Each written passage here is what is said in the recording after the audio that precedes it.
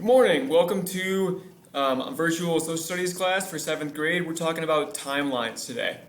So, as you know, we count time in years, and we measure every year with a different number, and they are progressively getting bigger in our society today.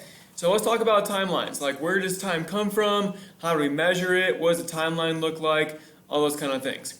Today we're going to talk about a timeline of my life, and then we'll talk about time in general. So if you're going to do a timeline of something, you want to start with its beginning. So if we're going to do a timeline of me, we'll start with my birth. So I was born in the year 1992, and there was much fanfare and glory in the world. No, I'm just kidding. No one really cared. But I was born in 1992. My parents were happy, but other than that, the world rolled on. And we call this 1992 Common Era, or Anno Domini, and I'll talk about what that means in just a minute.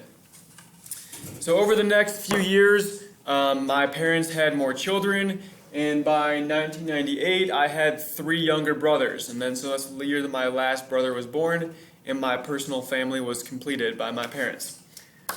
Skip ahead 10 years. Another important date in my life, or it's kind of funny, but it was my first girlfriend in 2008. Didn't last very long, but broke my little heart. So anyway, I got over it, and I have moved on in life. But, an important date for many people. 2010, I graduated from high school and went to college. In 2015, I moved to Colorado, and as you can see, the time started here, and I am still alive, so my life is still going. Eventually, hopefully not for a while, but eventually I will pass away, and then my timeline arrow would cut, and then I would have my date of my ending or my passing away. So that'd be a personal timeline of my life. And people can measure time for all different types of things. You could do a timeline of your favorite sports team. You could do a timeline of the coronavirus. You could do a timeline of United States history. You could even do a timeline of the entire world and world history. So just give me a second to erase this board, and I'm going to show you a bit of how historians measure time for bigger things than just someone's personal life. All right, just enjoy while I quickly erase the board here. You can sing the Jeopardy song in your head if you want to. We're erasing my life. My life is now vanished. No, life is gone. But I'm still here. How is that possible? Alright, and so we're going to make the timeline a little bit bigger. So let's say we expand the time because time has gone on for a long time.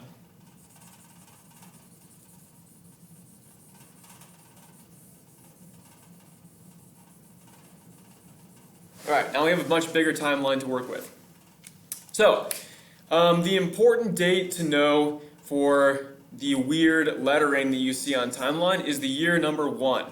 There is no year 0, so do not put 0 on any timelines. And this comes to us from ancient Rome.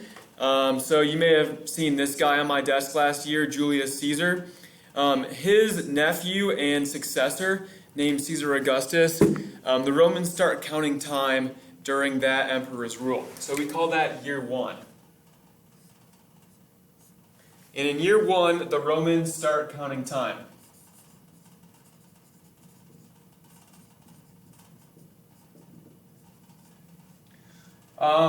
This is the dividing line between what we call BC and AD.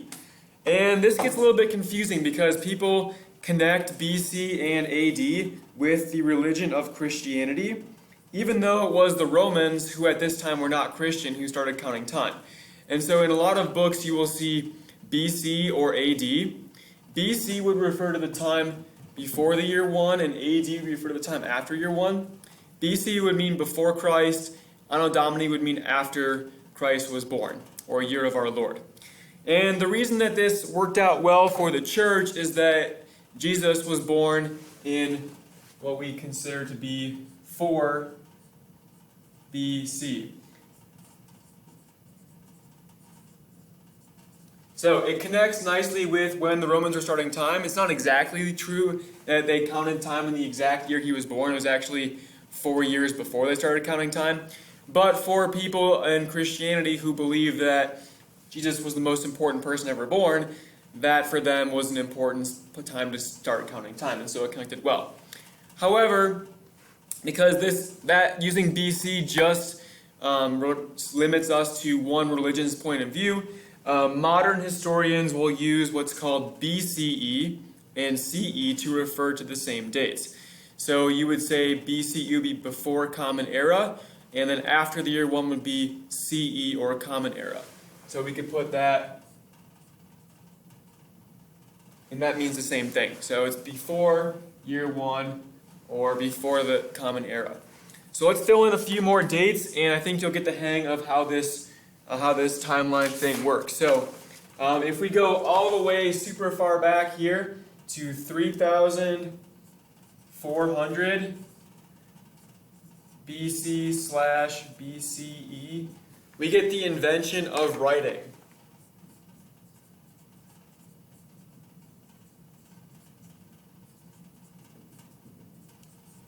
Super important, otherwise I couldn't be doing what I'm doing right now. So and then as time moves, we go this way, and then like 3,000 or so years later, we have the birth of Jesus, the Romans start counting time, and now we make the switch, and now in year 1, we are now in year 1 AD, if you're using the old Christian calendar. Sorry, you can't see my head right now, that's kind of weird. AD, or Common Era. If you keep moving forward, let's jump way ahead here, and let's jump all the way up to 1960. In the 1960s, we have the invention of the internet.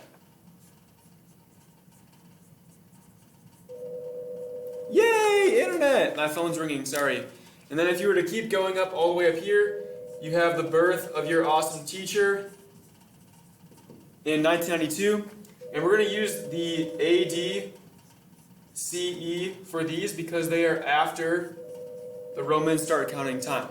So that's our timeline video for today. Please watch this and answer the questions that are attached with the assignment. Thank you so much. See you guys today.